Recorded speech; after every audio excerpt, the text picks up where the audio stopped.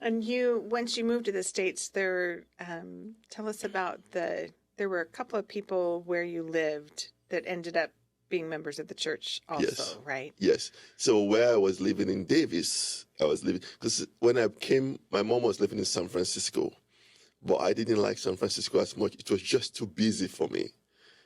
Coming from Sierra Leone, I want to be in a small town and, where it's not too things don't move too fast like it moves in San Francisco. So I talked to my brother who was doing his master's in Davis. So we stayed with my brother in Davis.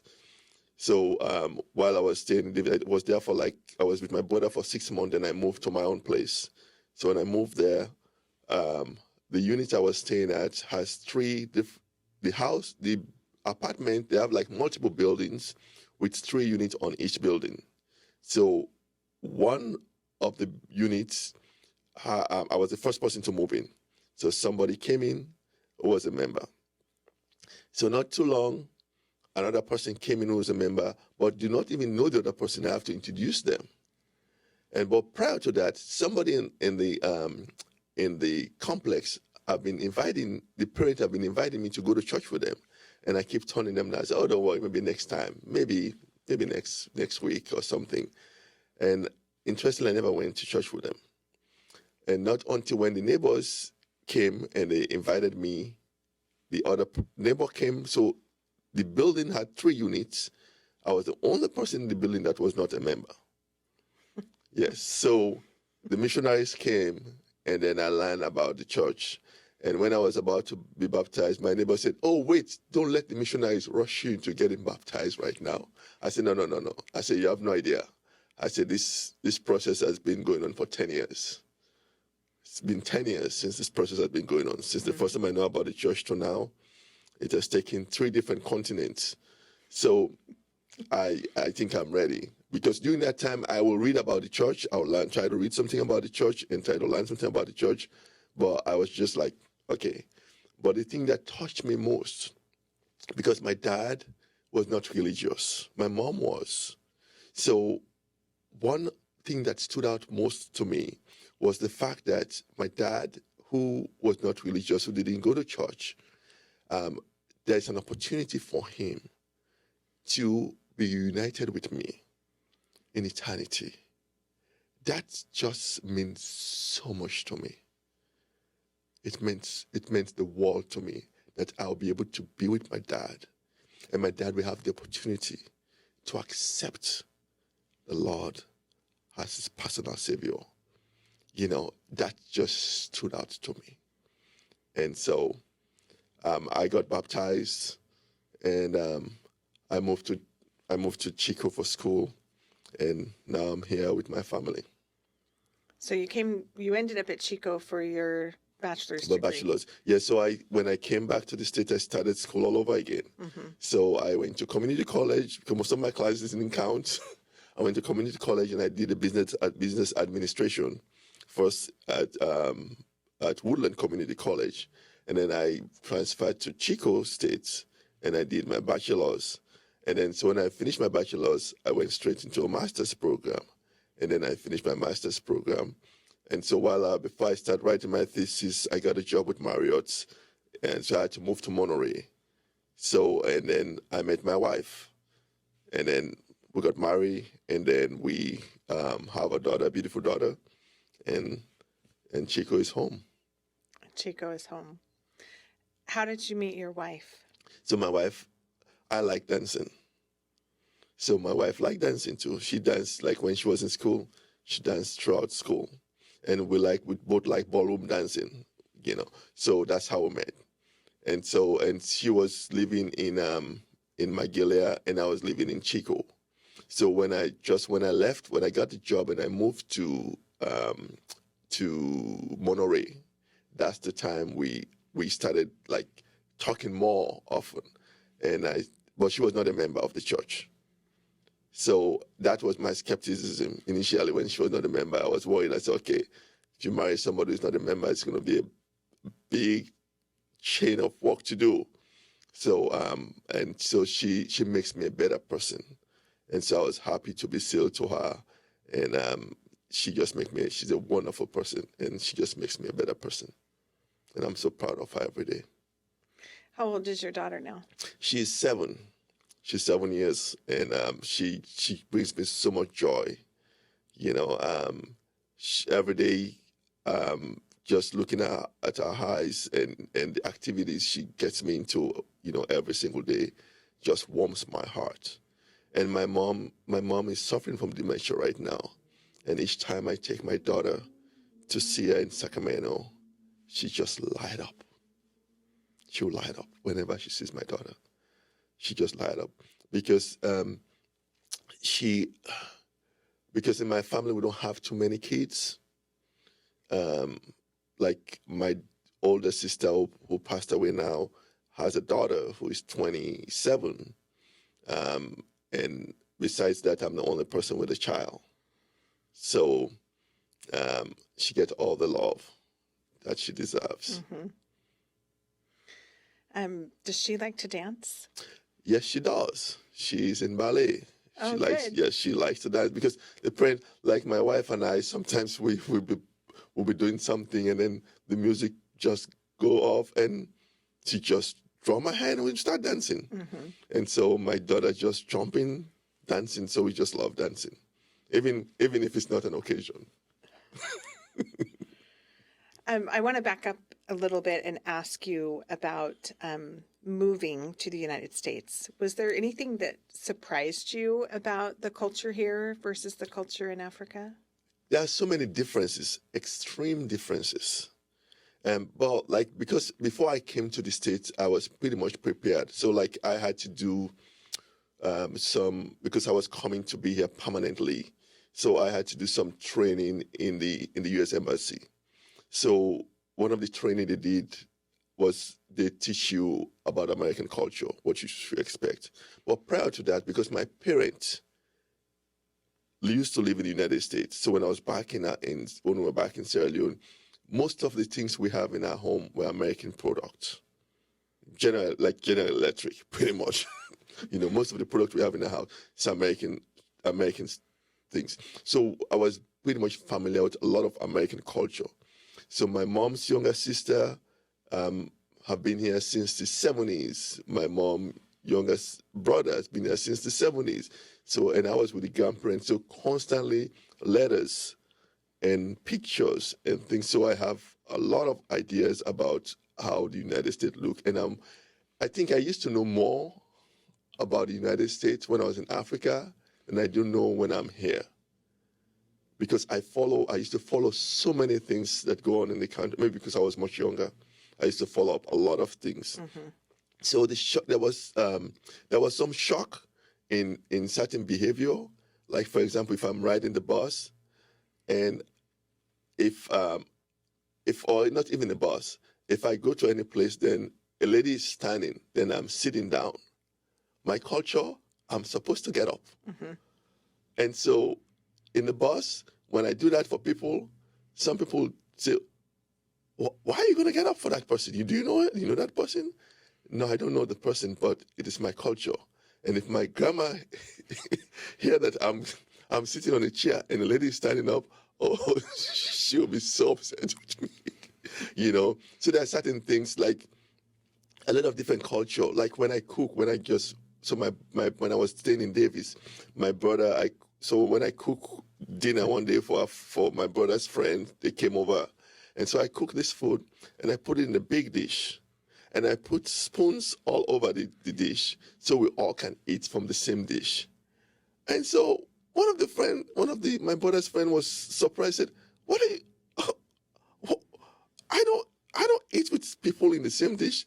Only my girlfriend will eat with me in the same dish. Everybody should eat in their own dish.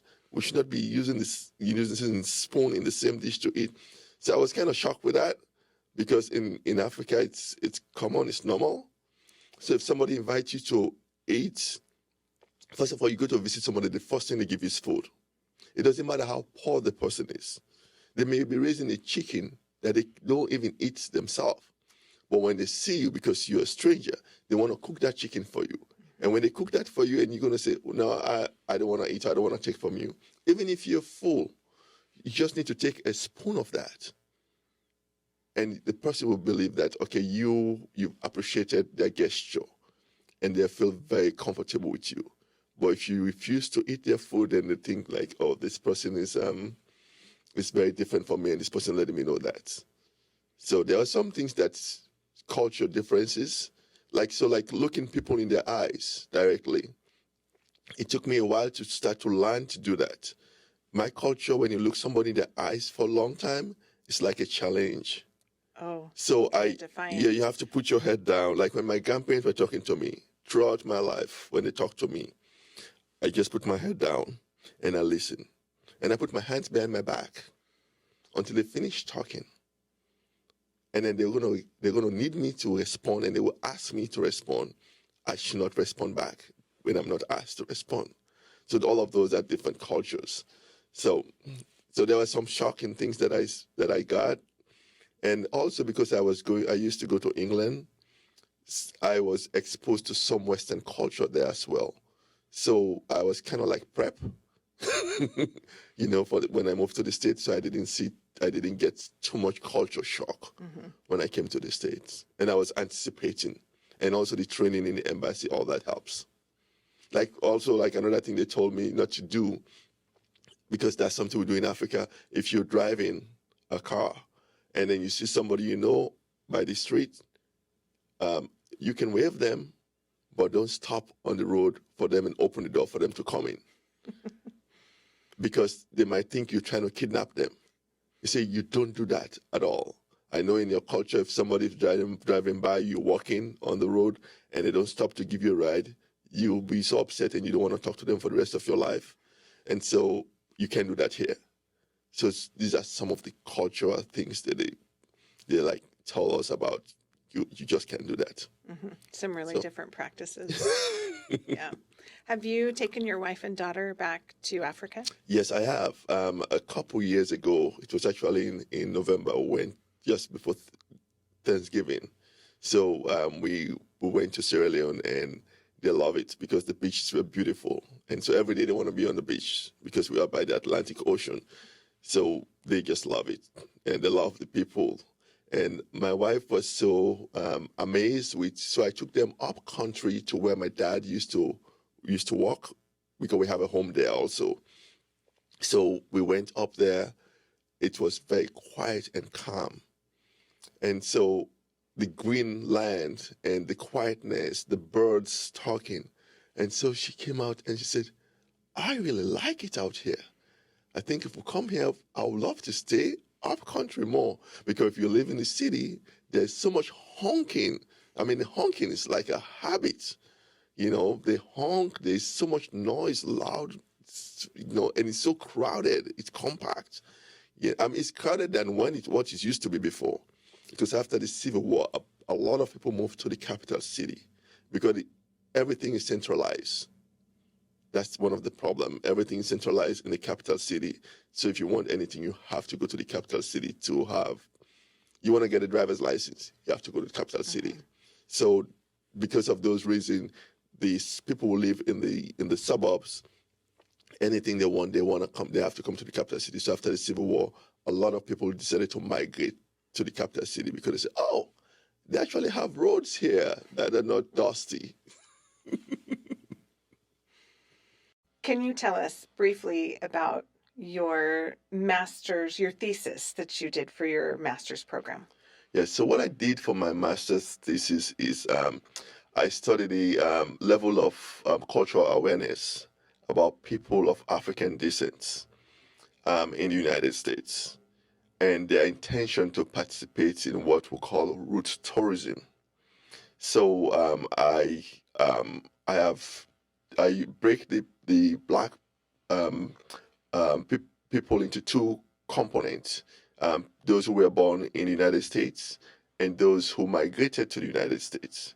And I try to check their level of cultural awareness, and if they would like to participate in what we call root tourism, to know where their ancestors came from and to go to those places to go visit.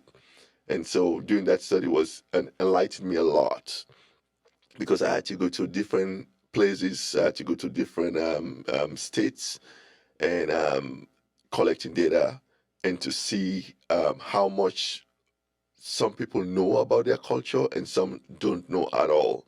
And some don't even want to be associated with it because whenever they look at their culture, they just look their culture with memories of pain. So there's that kind of trauma. And the people who are mostly excited about it, mostly, are those who migrated to the United States because they have that connection, they have that link directly to Africa. So, like those who don't actually know directly where they came from, they have that issue. But like the Gula Geechee people, they call them Gula Ogeechee. They are within South Carolina and Georgia area. They Most of the slaves that were brought to the United States went straight to South Carolina and Georgia. And because of their high knowledge in rice plantation in Africa, so they pay high prices for them when they came to Georgia and South Carolina. So because of that, they were able to settle within South Carolina and Georgia. And those who settled there after slavery was abolished, they were isolated. So because they were isolated, they were able to maintain their African culture. So like they talk like the Gula language, when they talk Gula language, I can understand it. They've invited me to their events. I've been to their events quite a few times. I can understand when they talk. It's like Creole. It's like when the Creole we talk. It has mostly English words, but with different accents. Pretty much, that's how it sounds to me like. But the words are pretty much the same words we use. And so they were able to maintain the African culture. And so because of that, they can still do like their sweetgrass baskets. They still like rice planting skills. Yeah, they still like basically are tied directly, even their DNA in America, if when you run DNA for black people, the Gula Geechee people, they have the highest relationship in terms of bloodline directly to Africa. Unlike people who have intermarriages over time, and you will see that difference. So that's one interesting thing about the people from South Carolina and Georgia, Gula Geechee. And the first time I met with them, I just shed tears because it was just like meeting a family across the sea. It was amazing to meet with them. And so that's why I did my thesis on them, on the Gula Geechee and root tourism, because it's something I'm very passionate about. It had to be really rewarding. Yes, it is. It is. I mean, to be able to see all the difference, because things I know, and I think I'm only only person who knows it, and I see they know the same type of things, and so it's just like, oh, okay. And when I talk my Creole, they understand, and they talk the Gula Geechee language, and I understand what they're talking about, and it just amazes me, And so that was a good experience for me. So I decided to do my thesis on that. And your thesis led you to it was a degree in hospitality. Yes, right? So the department is called Recreation, Hospitality and Park Management. That's how they call the department. Uh-huh. And so the degree is Recreation Administration. That's the title of it. So it doesn't matter which area you choose to branch on, but the umbrella degree is Recreation Administration. Nice. Yeah. And you are currently, what's your current position in your work? So I work for Marriott, and so I'm the area sales director for Marriott. So I have 3 hotels, 2 in Chico and 1 in Spokane. Okay. But you get to work from here. You don't. Oh yeah, no, I have to work from here. I don't have to go. I only go a month ago. Last month I went to Spokane, but I don't have to go there. I can do everything directly from Chico. So that's a really good thing. So you've had some really interesting experiences in your life where your family has been separated for long periods of time and where you've interacted with different cultures. What advice would you give people who found themselves in different places or far from their family? Well, one, you have to be open to assimilate within the culture. So, like, I, it's like if you live like the United States, you go to Sierra Leone, don't go try to go want to eat um, McDonald's. Try to eat the food that Sierra Leonean eats and try to assimilate within the culture.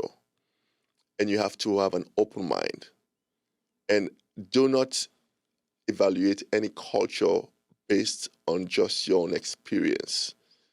Because something that you might see like a no will be okay with that culture. So you just need to have an open mind. And for people who go to school here and work here and end up going back to their home country, like in Africa, for example, where you have this extreme in culture, um, just don't try to evaluate how they do things there with what you know, because you will have a lot of problems. Well, thank you so much for your time. We've really enjoyed visiting with you. Thank And you. thank you for coming. Thank you for having me.